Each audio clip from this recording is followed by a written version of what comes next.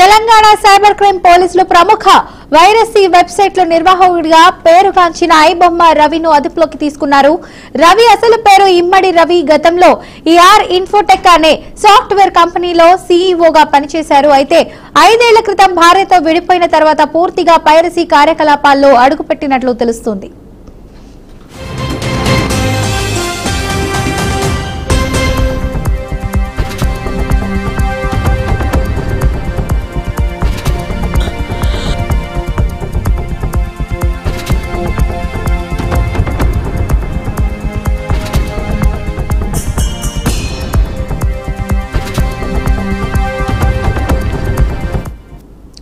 సాధారణ ప్రజలు థియేటర్లకు వెళ్లి సినిమా చూడలేని పరిస్థితుల్లో ఉన్నందున అందరికీ అందుబాటులో ఉండేలా ఐబొమ్మ వెబ్సైట్ ను ప్రారంభించారని రవి గతంలో ప్రకటించారు. సైబర్ క్రైమ్ పోలీసులు ఐబొమ్మను బ్లాక్ చేయడంతో దానికి కొత్తగా బప్పం టీవీ అని పేరు మార్చి థియేటర్లలో కొత్తగా రిలీజ్ అయిన చిత్రాలతో పాటు ఓటీటీ కంటెంట్ ను కూడా హెచ్డీ ప్రింట్లతో అప్లోడ్ చేస్తూ వచ్చినట్లు విచారణలో బయటపడింది.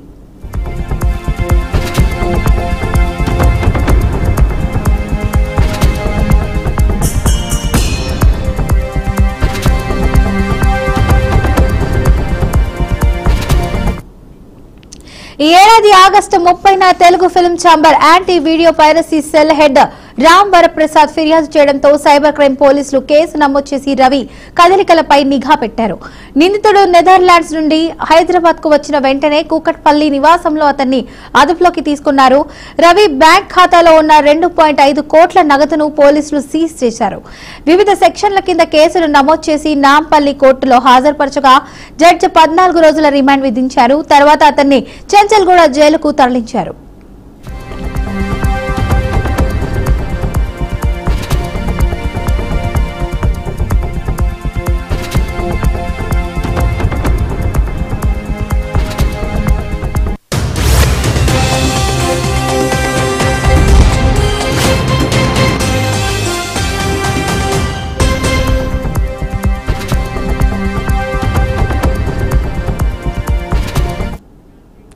సైబర్ క్రైమ్ పోలీసులు రవిని 7 రోజుల పోలీస్ కస్టడీ కోరుతూ పిటిషన్ దాఖలు చేశారు. రవి హైదరాబాద్ కు రావడానికి కారణమేంటి, అతని వెనుక మరెవరున్నారు, దేశ విదేశాల్లో అతడి నెట్వర్క్ ఎంత పెద్దది అనే అంశాలపై లోతైన దర్యాప్తు చేస్తున్నట్లు పోలీసులు వెల్లడించారు. ఇక మరింత సమాచారాన్ని అందించడానికి మా క్రైమ్ బ్యూరో చీఫ్ ఇన్నారెడ్డి అయితే ఉన్నారు. చెప్పండి ఇన్నారెడ్డి. ఫాతిమా, మనం చూడొచ్చు చివరకు సైబర్ క్రైమ్ పోలీసులే కాదు సినిమా ప్రొడ్యూసర్ కూడా ఛాలెంజ్ విసిరుతూ ఐబొమ్మ అనే ఒక వెబ్సైట్ అనేది ఈ సినిమా రిలీజ్ అవ్వగానే ఇమ్మీడియట్ గా ఆన్లైన్ లో పెట్టి ప్రజలు అంటే ఈ ప్రొడ్యూసర్లు కోట్ల రూపాయలు నష్టపడిన కారణమే అని చెప్తాను కూడా ఎప్పటి నుంచో వెతుకుతున్న ఐబొమ్మ రవి ఎట్టకేలకు అరెస్ట్ చేయడం జరిగింది. ప్రధానంగా నెదర్లాండ్ నుంచి హైదరాబాద్ రాగానే పోలీసులు అదుపులో తీసుకున్నారు. ఈ అరెస్ట్ కి ప్రధానమైన కారణం అంటే ఈయన ఏమైతే గేమింగ్ యాప్లకు సంబంధించి ప్రకటనలు పెట్టడం, ఆ ప్రకటనల ద్వారా వచ్చిన భారీ అమౌంట్ ఏమైతే ఉందో ఆ భారీ అమౌంట్ కి సంబంధించిన వ్యవహారంలో బ్యాంక్ ఖాతాల ఆధారంగా ఆయన ట్రాక్ చేయటమే కాకుండా మరోవైపున ఎవరైతే భార్యతో విభేదాలుండి గొడవలు జరిగినాయో ఆ భార్య కూడా కొంత సమాచారాన్ని ఇచ్చింది. నెదర్లాండ్ నుంచి హైదరాబాద్ వస్తున్నాడు అని చెప్పిన అనుకైతే ఈ విడాకుల వ్యవహారంలో ఆయన వస్తున్నాడని చెప్పిన సమాచారం మేరకు పోలీసులు పూర్తి స్థాయిలో దీని మీద ట్రాక్ చేసి పట్టుకోవడం జరిగింది. చూస్తే ఐబొమ్మ సంబంధించి కూకట్పల్లి అరెస్ట్ చేసిన తర్వాత అతని దగ్గర నుంచి చాలా కీలకమైన సమాచారం అంటే ఐబొమ్మ రవి ఒక్కడే చేశాడా లేకపోతే ఇంకా ఎవరన్నా వెనకుండి నడిపిస్తున్నారా అనే వ్యవహారం మీద ఇంకా దర్యాప్తు కొనసాగుతా ఉంది. బ్యాంక్ ఖాతాలో ఉన్న డబ్బులు కూడా సీజ్ చేశారు. ఎప్పుడైతే ఐబొమ్మను బ్లాక్ చేశారో మనం చూసాము అప్పటి హైదరాబాద్ కమిషనర్ సివి ఆనంద్ కూడా ఈ విషయం మీద సీరియస్ గా తీసుకొని త్వరలో పట్టుకుంటామని చెప్పని దానికి సంబంధించి కొంతమంది అరెస్ట్ చేయడం జరిగింది.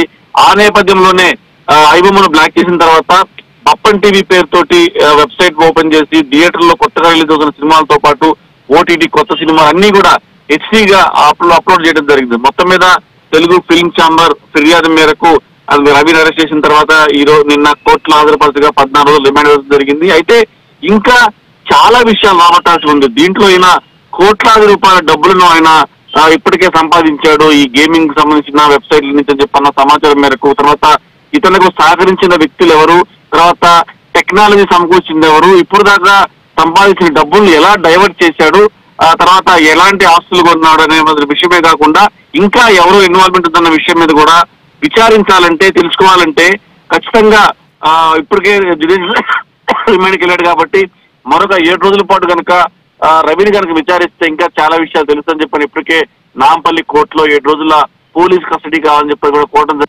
మీద మరి సోమవారం దీని మీద విచారణకు వచ్చిన తర్వాత 8 రోజుల కస్టడీకి ఇస్తారో వేచి చూడాలి. ఏదైనా కూడా ఈ ఐబొమ్మ రవి వ్యవహారంలో సామాన్యుడు సినిమా చూడలేకపోతున్నాడు.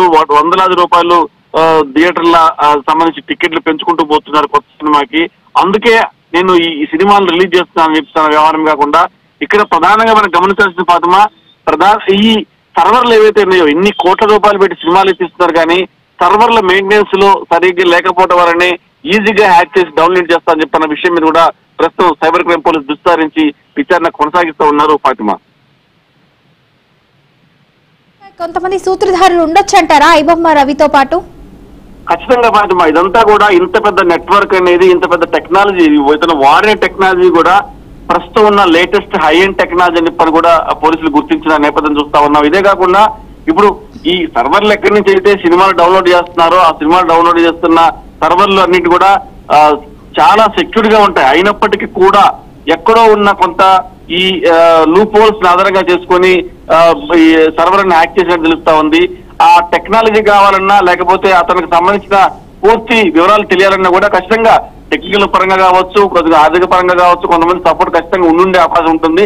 ఇది ఒక్క ఐబొమ్మ రవి మాత్రమే చేసిన వ్యవహారం కాదు, ఖచ్చితంగా బ్యాక్గ్రౌండ్ లో ఒక మాఫియా కూడా ఉండే అవకాశం ఉన్న నేపథ్యంలో ఆ దిశగా పోలీసులు ఎంక్వైరీ కొనసాగిస్తా ఉన్నారు ఫాతిమా.